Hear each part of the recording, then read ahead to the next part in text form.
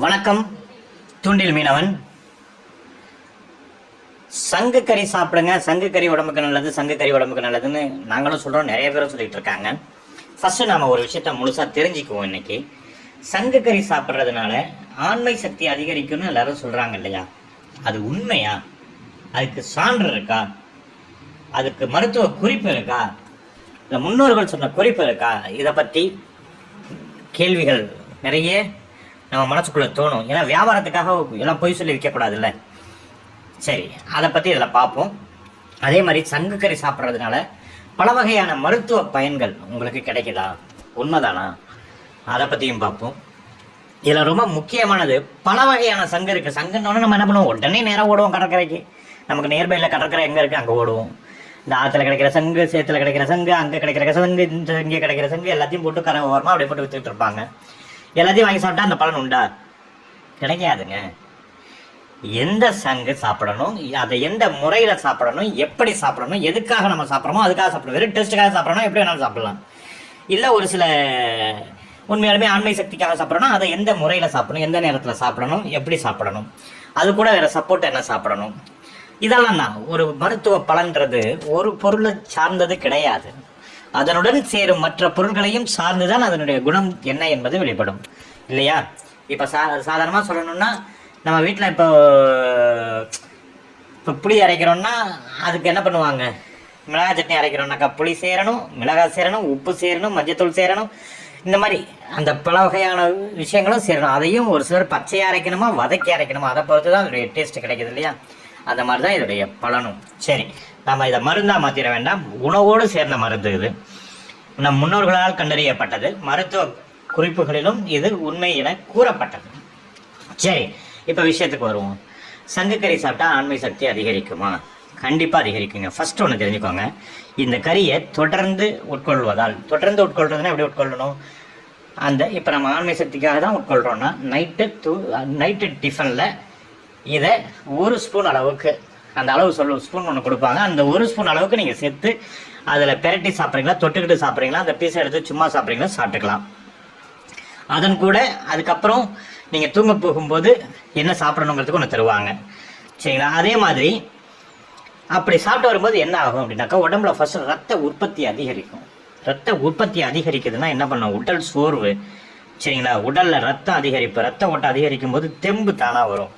தெம்பு தானாக வரும்போது உடலில் சக்தி பிறக்கும், அப்போது ஆண்மை சக்தியும் பிறக்கும், சரிங்களா? மூட்டு வலி போயிடும், இடுப்பு வலி இருக்கிறவங்களுக்கு சரியாகும், இடுப்பு எலும்பு பலம் பெறும். சரி, ஓகே. இதோட சேரும்போது இது மட்டும்தானா, இதுதான் குழந்தை பிறப்புக்கா? இல்லை. அதாவது குழந்தை பிறப்புக்காக மருத்துவ சிகிச்சை எடுத்துட்டு இருக்காங்க தெரியுமா, அவங்க பல மருந்துகள் சாப்பிட்டுட்டு இருப்பாங்க. அது கூட இதையும் சாப்பிடும்போது 100% ரிசல்ட் உங்களுக்கு கிடைக்கும். ஏன் அப்படின்னா, இது உடம்புல வந்து உயிரணுக்களை, விந்தணுக்களை வந்து உற்பத்தியை அதிகரிக்கும் அப்படின்னு முன்னோர்களும் சொல்லியிருக்காங்க, மருத்துவ ரீதியாகவும் கூகுளில் போட்டிருக்கு, சரிங்களா? நம்பித்தானே ஆகணும், சரிங்களா? அப்போ நம்ம சாப்பிட்டு பார்க்கலாம், தப்பு கிடையாது. என்னென்னத்தையோ சாப்பிட்டு தான் நம்ம இந்த உடல்நிலையை எப்படி கெடுத்துக்கிட்டோம், மருத்துவத்தை தேடி குழந்தைய பெற்றுக்கிற அளவுக்கு நம்ம ஓடிட்டோம். கண்ட உணவையும் சாப்பிட்டது மட்டும்தான் அதுக்கு காரணம், சரிங்களா? நல்ல உணவு, இயற்கையான உணவு தானே இது, ஒன்றும் கலப்படம் கிடையாது, எதுவும் இதில் மருத்துவ கெமிக்கல் சேரலை எதுவுமே கிடையாதுங்க. ப்ரிசர்வேட்டிவ்ஸ் கூட ஆட் பண்ணலாங்க இதை செய்கிறது, அந்த மாதிரி கொடுக்குறாங்க. இதை சாப்பிட்டு தான் பார்ப்போமே, சரிங்களா? அப்போ சங்கு கறி சாப்பிட்றோம். சரி, பல வகையான சங்கு இருக்குது, இதில் எந்த வகையான சங்கை சாப்பிட்டா உடம்புக்கு உண்மையாலுமே நல்லது, சரிங்களா? சங்கு கறி சாப்பிட்டா கண்டிப்பாக ஆண்மை சக்தி அதிகரிக்குது, உடல் சக்தி அதிகரிக்குது, உடல் தெம்பு வருது, ரத்தம் உற்பத்தி ஆகுது. அதே மாதிரி பல மருத்துவ குணங்கள் சொல்லியாச்சு. எந்த வகையான சங்கை சாப்பிடணும், எந்த முறையில் சாப்பிடணும், முறையும் சொல்லியாச்சு. நீங்கள் டேஸ்ட்டுக்காக சாப்பிட்றதுனா எப்போ வேணாலும் எடுத்து போட்டு சாப்பிடுங்க, நல்லாயிருக்கும். மட்டன் மாதிரி இருக்கும், மட்டன் கறி சாப்பிட்டா எப்படி இருக்கும் அதே மாதிரி டிட்டோவாக இருக்கும், சரிங்களா? இல்லை ஒரு சில காரணங்களுக்காக சாப்பிட்றீங்கன்னா அந்த காரணத்தை சொன்னீங்கன்னா அது கூட ஒரு சப்போர்ட்டிங் ஒரு சில இது தருவாங்க, அதையும் சேர்த்து சாப்பிடுங்க, சரிங்களா? அப்போது இதுதான் இதில் உள்ளது. அப்போது எந்த வகை சங்கை சாப்பிடணும், நீங்கள் பல வகை சங்கு சொல்கிறீங்க, எந்த வகை சங்கு சாப்பிடணும் அப்படின்னா, இதுக்குன்னு ஒரு சில வகையான சங்குகள் இருக்குது. சங்குன்னா இங்கே பிடிச்சிட்டு வர சங்கு கிடையாது. ஆழ்கடலில் போய் 2 மணி நேரம் 3 மணி நேரம் மூச்சு அடக்கி, இப்போல்லாம் சிலிண்டரை கட்டிக்கிட்டு கடலில் குதித்து எடுத்துகிட்டு வராங்க. அந்த 2 மணி நேரம் 1.5 மணி நேரம் 3 மணி நேரம் கடலுக்குள்ளே போய் மூச்சடக்கி மீன்ஸ் இப்போ சிலிண்டர் கட்டிட்டு போகிறாங்க. இருந்தாலும் முழுகி எடுக்கணும் போது அந்த மண்ணில் புதஞ்சி கிடக்கும். அந்த மண்ணில் இருந்து அவங்க குத்தி எடுத்து அதை இது பண்ணி எடுத்து கொண்டு வர்றதுக்குள்ளே அவங்க தலை நரம்பு காது நரம்பு தெரிச்சிடும், அந்த அளவுக்கு வலி இருக்கும். சரிங்களா? அதனால தான் இதோடைய விலை அதிகம். 1 மணி நேரம் 2 மணி நேரம் மெனக்கட்டு 3 மணி நேரம் மெனக்கட்டு எத்தனை சங்கம் அவங்களால பிடிக்க முடியும்னு பார்த்தீங்கன்னா சொற்ப எண்ணிக்கை.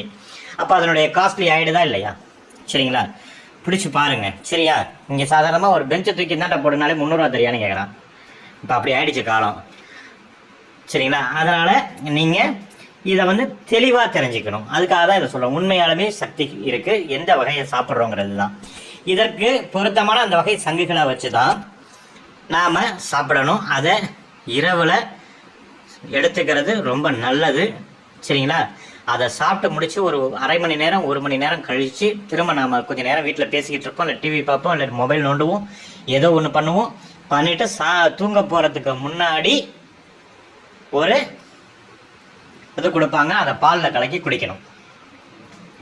ஆக்சுவலாக இதை தொடர்ந்து ஒரு 2 மாத காலம் நீங்கள் சாப்பிட்டுட்டு வரும்போது உங்களுக்கான பலன் முழுமையாக கிடைக்கும்.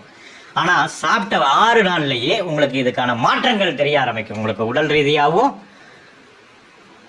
மற்ற உடல் சம்பந்தப்பட்ட மற்ற விஷயங்கள்லையும் உங்களுக்கு அந்த வித்தியாசங்கள் தெரிய ஆரம்பிக்கும் என்பதில் எந்தவித ஐயப்பாடுகளும் இல்லை. உறுதி உறுதி. சரி, இதை நான் எங்கே தேடி போய் வாங்குறது அப்படின்னா, இப்போ நாம் தூண்டில் மீனவன் மூலமாக இதில் தொக்கு ஊறுகாய் தயாரிக்கிறோம். ஊறுகாய் கிடையாதுங்க, தொக்கு ஊறுகாய். அதாவது தொக்கு டைப்பில் செஞ்சு கொடுக்குறோம். இதை நீங்கள் சாப்பாட்டில் போட்டு பிரட்டிக்கலாம், இட்லிக்கு வச்சுக்கலாம், தோசைக்கு வச்சுக்கலாம், சப்பாத்திக்கு வச்சுக்கலாம், பரோட்டாக்கு வச்சுக்கலாம், எதுக்கு வேணாலும் வச்சு சாப்பிடலாம். டேஸ்ட்டுக்காக சாப்பிட்றீங்கன்னா குழந்தைங்க பெரியவங்க எல்லாருக்கும், பெண்கள் ஆண்கள் அனைவருக்கும் கொடுங்க. சரிங்களா? இல்லை இளந்தம்பதியினராக இருக்கீங்க, அவங்களுக்காக பண்ணுறீங்கன்னா, குழந்தைக்கு ட்ரை பண்ணிட்டு இருக்கீங்க, அவங்க சாப்பிட்றீங்கன்னா அதுக்கு ஒரு சில முறைகள் சொல்லுவாங்க. நீங்கள் ஆர்டர் பண்ணும்போது சொல்லுங்கள். இது நீங்கள் சொல்லும்போது அதுக்கு தகுந்த அந்த பேக்கேஜோட உங்களுக்கு கொடுப்போம். நாங்கள் வெறும் டேஸ்ட்டுக்காக சாப்பிட்றீங்கன்னா சூப்பர், அது தனி. இதே தான் கொடுப்போம். அது எப்போ வேணாலும் சாப்பிடுங்க வரும். சரிங்களா? அதாவது பழைய காலத்தில் சொல்லுவாங்க தெரியுங்களா, இந்த மருந்தை பல்லு படாமல் சாப்பிடணும் அப்படிவாங்க. இல்லை வயிற்றுக்குள்ளே தானே போகுது, இல்லை பல்லு வட்டா என்ன பலாட்டி என்ன, அந்த மாதிரி தான். அதெல்லாம் ஒரு கணக்கு இருக்குது. அவங்க சொல்கிறாங்கன்னா அதுக்கு ஒரு காரணம் இருக்கலாம். ஏன்னா நம்ம பல்லு படாமல் போடுறதுன்னு என்ன பண்ணுவோம், அடித்தொண்டையில் போட்டு அப்படியே முழுங்கிடுவோம் இல்லையா? அப்போது அதுக்கு என்ன காரணமாக இருக்கலாம்? மேபி நான் எனக்கு தெரிஞ்சதை சொல்கிறேன். உமிழ்நீர் படாமல், உமிழ்நீரில் அது நம்ம பல்லு பட்டோம்னா அது வந்து நாக்கில் போட்டு பிரட்டி இது பண்ணும்போது அப்போ அந்த உமிழ்நீர் அதோட கலக்கலாம். மேபி கலக்கும் போது அதோடைய ரியாக்ஷன் மாறலாம். நம்ம சாப்பிட்றதுல நிறைய மெத்தட் இருக்குதுங்க. நமக்கு தொப்பை விழுறதுக்கு காரணம் என்னன்னு தெரியுங்களா? ஃபஸ்ட்டு நம்ம சாப்பிடும்போது பேசிக்கிட்டே சாப்பிட்றோம், ஃபோனில் பேசிக்கிட்டு, பக்கத்தில் உள்ளவங்கள்ட்ட பேசிக்கிட்டு, அரட்டை அடிச்சுட்டு சாப்பிட்றோம் தெரியுமா? அப்போது நாம் சாப்பிடும்போது அந்த வெளிக்காற்று உள்ளர போகும்போது அந்த உமிழ்நீரோட கலந்து சாதத்தை இது பண்ணும்போது அதோடைய ரியாக்ஷனே மாறும், அந்த உணவோட சக்தியே மாறிடும். சரிங்களா? அதை பற்றி நம்ம சாப்பிட்றக்குள்ள போக வேண்டாம். அதனால் சாப்பிட்ற முறைகள், இந்த டயட்டில் இருக்கிறங்கிற பேரில் உள்ளவங்களுக்கு சாப்பிட்ற முறைகளை கற்றுக்கணும். அந்த மாதிரி உள்ள விஷயங்களில் தான் உங்களுக்கு இந்த மாற்றங்கள் கிடைக்கும், எந்த ஒரு மருத்துவ பலனும் கிடைக்கும். அதை மாதிரி பழுதப்படாமல் சாப்பிடுங்கன்னு சொல்கிறாங்கன்னா அதை நக்கல் அடிக்கக்கூடாது. அதுக்கு ஏதோ ஒரு காரணம் இருக்குது. பழைய மூட நம்பிக்கைகள் அத்தனையும் அறிவியல் சார்ந்தவைகள் மட்டுமே. மூட நம்பிக்கை 1000 பேர் 1000 சொல்லட்டும், மூட நம்பிக்கைகள் அத்தனையும் அறிவியல் சார்ந்தவை மட்டுமே. அந்த அறிவியலை அன்றைய காலகட்டத்தில் உள்ள மக்களுக்கு அறிவியலாக சொன்னால் ஏற்றுக்கொள்ளும் மனப்பக்குவத்தில் அவர்கள் இல்லை. அதனால் மூட நம்பிக்கையின் பெயரிலும், கடவுள் நம்பிக்கையின் பெயரிலும், மாந்திரீக நம்பிக்கையின் பெயரிலும் அதை பயமுறுத்தி கூறப்பட்டு மக்களை பழக்கப்படுத்தப்பட்ட விஷயங்களை தவிர மூட நம்பிக்கைகள் இல்லை, அறிவியல் சார்ந்தவை மட்டுமே. இதை பற்றி தனி விவாதம் நடத்த எவர் வேண்டுமானாலும் தயாராகலாம். அதுக்குள்ள நம்ம போக வேண்டாம். இப்போ இதுக்கு வருவோம். நாம உங்களுக்கு இந்த முறையில் நாங்கள் கொடுக்குறோம். உங்களுக்கு தேவைகள் இருந்தால் எத்தனையோ முயற்சிகள் பண்ணிட்டேன், இதையும் சேர்த்து ட்ரை பண்ணி பார்த்துருவோமே. சாப்பாட்டுக்கு தானே போட்டுக்க போகிறோம், ஒன்றும் மருந்து கிடையாது, ஒன்றும் விஷம் கிடையாது, சாப்பிட தானங்க போகிறோம். சரி, எல்லாத்தையும் விட்டுறேங்க, இது சாப்பிட்டு பாருங்க. இதை சாப்பிட்டா நல்லா இருக்குன்னு சொல்கிறாங்க.